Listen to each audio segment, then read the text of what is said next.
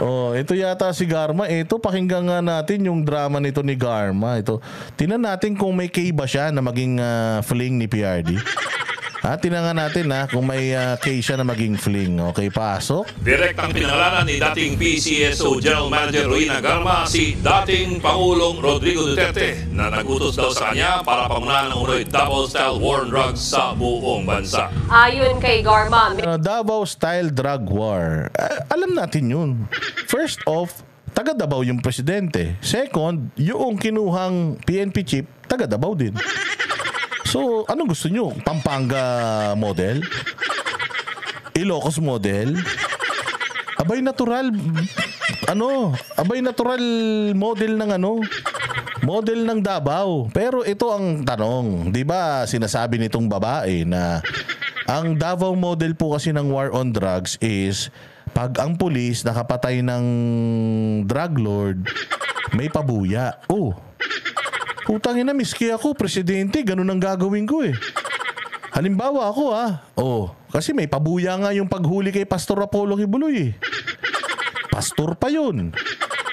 What more kung drug lord, di ba? Putang ina, kung drug lord mahuli mo o mapatay mo, putang ina, miski ako. Baka patatayuan pa kita ng ribulto.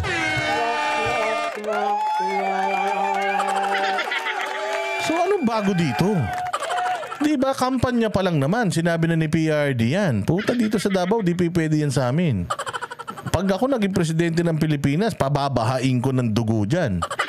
Ano nangyari? Ginawa ni PRD. Tumupad lang siya sa pangako. Buti nga siya, tumupad sa pangako eh. Yung isa nga, 20 pesos na kilo lang ng bigas, di pa magawa eh.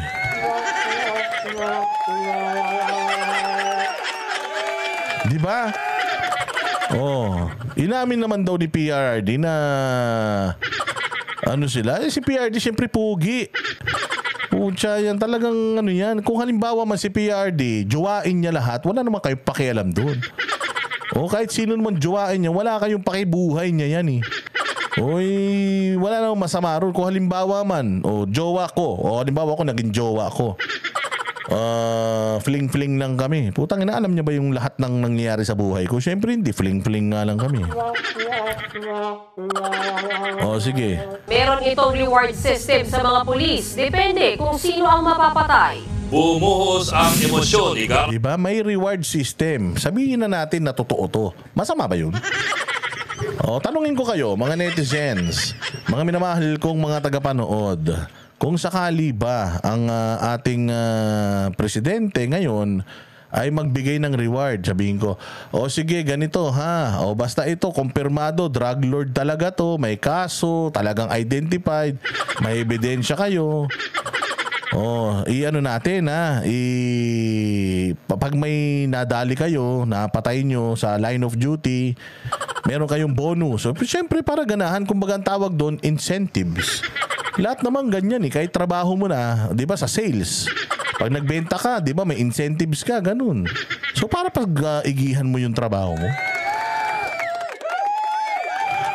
Mastermind si Garma sa pagpatay kay Brigadier General Barayuga. Tapos, syempre, di pagtatakpan ni PRD dahil maling ginawa niya. Yun yata ang deal ng admin sa kanya. Na off the hook siya doon para magsalita kay against kay PRD. Yun na nga. Si Barayuga ba, ang alam ko meron pang isa yung involved siya eh. Yung sa Tanawan, Batangas daw hindi ko alam kung totoo pero parang sinasabi eh. Sige, diretso. Habang binabasa ang kanyang bagong affidavit sa pagdinig ng House Quad Committee. Dahil pa utal-utal at lumuluha, 2 beses pinabasa ng mga kongresista kay Garma ang kanyang salaysay. Siyempre kailangan, may iyak ka talaga dun sa binabasa mo kasi nga alam mo hindi totoo eh. Pag alam mo na napilitan ka lang, siyempre mahal niya si PRD. Love ko siya. Kaya masama sa loob ko na ituturo ko siya dito. Hindi nga ako nag-asawa dahil sa kanya eh.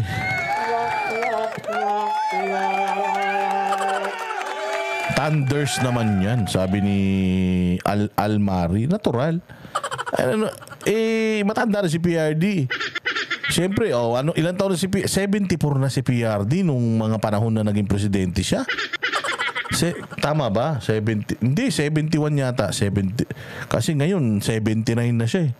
3 taon ng presidente. So 76. O 71 siya nung naging presidente. Ano ni-expect nyo? Flawless. Yung jowa. Imagine mo si PRD may kasamang 18 years old. Sa tandaan niya na yun, 70 years old na siya. Pucha naman. Pangit naman tingnan yun. Siyempre medyo siya, medyo le-level naman siya konti. Yung mga medyo matrona na, ganyan.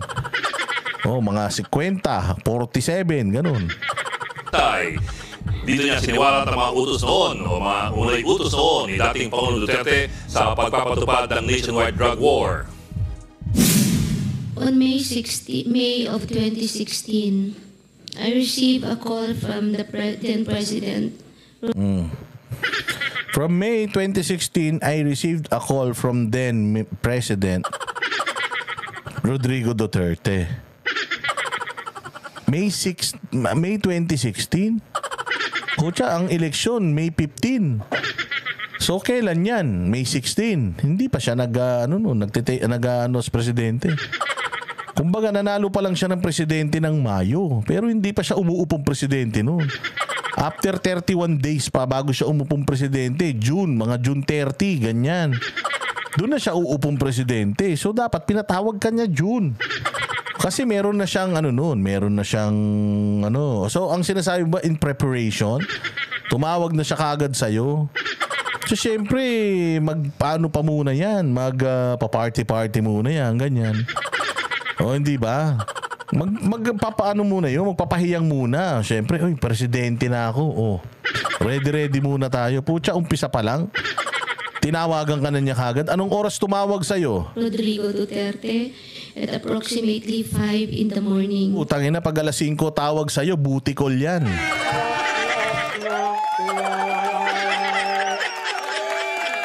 Pag ang ganito bibigyan ko kayo ng sample. Okay? Pag ang babae tumawag sa inyo ng mga bandang alas 2, alas 3, delikado yan. Pag tumawag yan ng mga alas 2, alas 3, tapos sasabihin sa inyo, gising ka pa. Gising ka pa? Mayroon lang kasi tayo saan ang pag-uusapan. Puta, pag tumawag ng ganun sa inyo yan, putsang ina, magdasal ka na. Buntis yan, sigurado.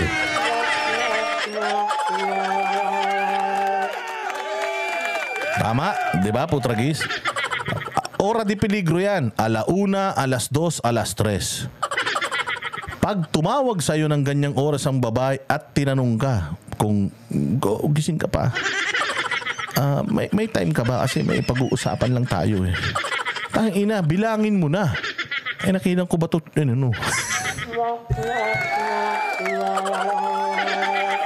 Shoot yun. Test boon yun. Sasabihin ka agad sa'yo nun, kasi may problema tayo. Puta, pagka yung problema tayo, alam mo na. Kasi kung ang sasabihin niya, may problema kasi ako. Puta, alam mo, medyo pera yun pagka ganon.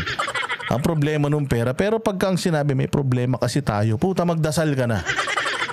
Siguro may problema tayo. Ano yun? Ano na naman yun? Kasi ganito, hindi ba sinabi ko sa'yo nun, na safe ako, di ba? Tapos, ayun nga, nagkamali ako ng bilang. Away na, ba't ganun? Sabi mo nun safe ka eh. Sabi ko nun sa labas, sabi mo sa loob. Tapos, ano ba naman yan? Hindi pa ako ready. Tapos biglang, toot! Ganun na yun. Putain na, ibababa. Pag sa babae naman, kapag ka ibinaba, alam na. Hindi ka pa panagutan. Pero kapag ka tinanong ka, anong gusto mong mangyari niyan? So paano na yan? Pagka gumano ng lalaki, pananagutan ka niyan.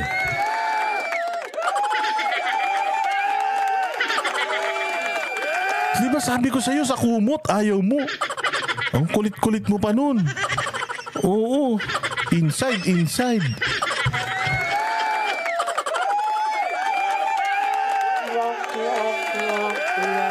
Nabuhayin na naman yung mga manyakol. Sino dito taas ang kamay nang tumawag sa mga boyfriend nila alauna, alas 2, alas 3 para sabihin na may problema kayong dalawa? Bilis. Ayan, tuwan-tuwa sila. Puta, alam nila eh. True to life experience talaga eh. Real talk eh. Ayan, di ba? Sabi ko sa inyo eh, magdala kayong good morning towel. Sabi ni Ann Harot, mga langhiya kayo. Pero pag tumawag alas 4, alas 5, puta, taglibog yan.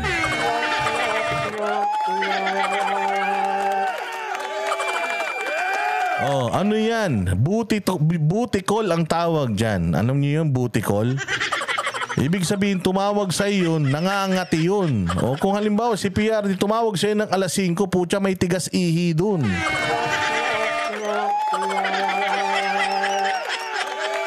Booty call yun. Sasabihin nun, putya, pag gano'n niya, uy, shit, matigas. Siyempre, 71 na si PRD.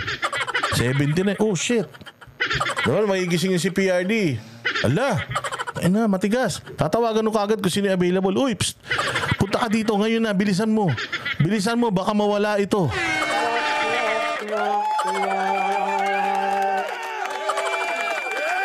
Kasi pag yung si PRD umihi, wala na. Pucha, gagano na yan. Tulog na ulit yun.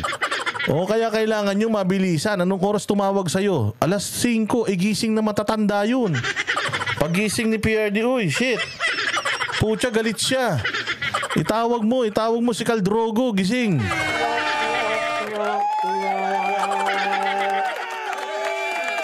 Diba? Ganun yun. Ganun yun. Kaya pag tumawag yung mga alas 5, tas damatans na, tigas ihi yan.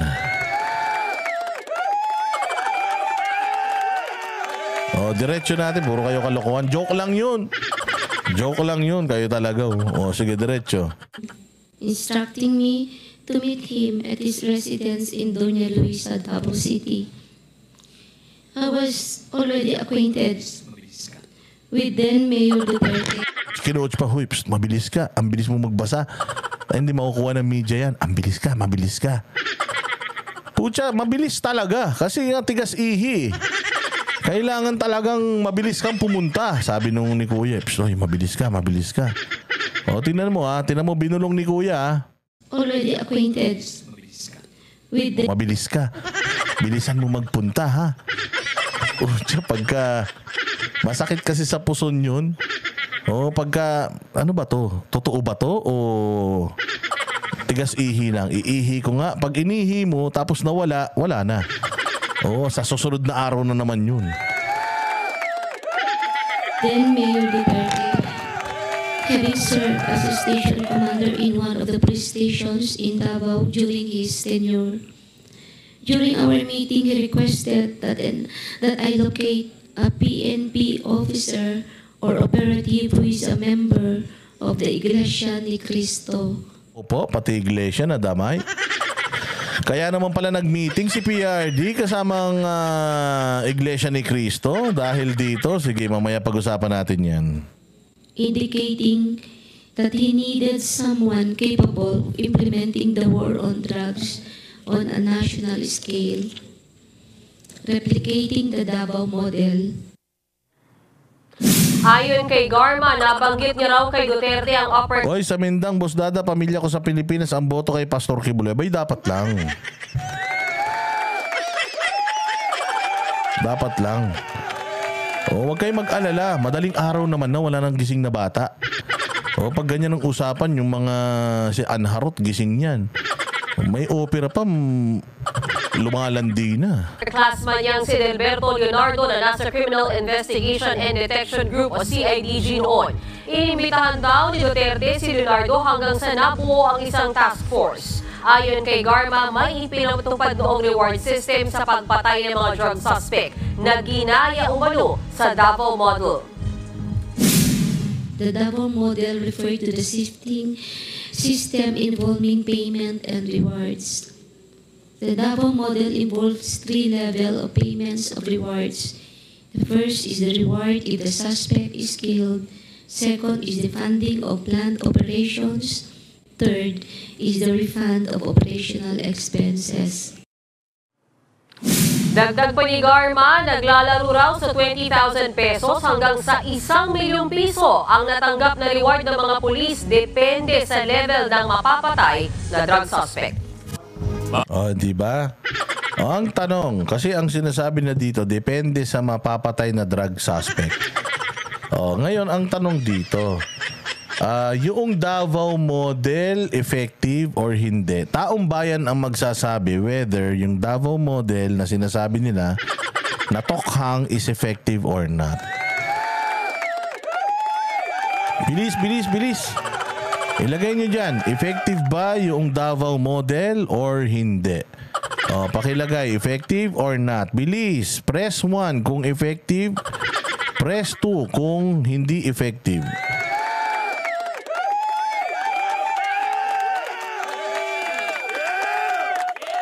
Bilis, ha? Ano ninyo, ilabas ninyo ang katotohanan. Kaya naman, siguro. Yan, press 1. Ayan na, puro 1, no? Sana makita ng Quadcom itong Senado ba yun o Quadcom? Makita ng Quadcom itong ano na to?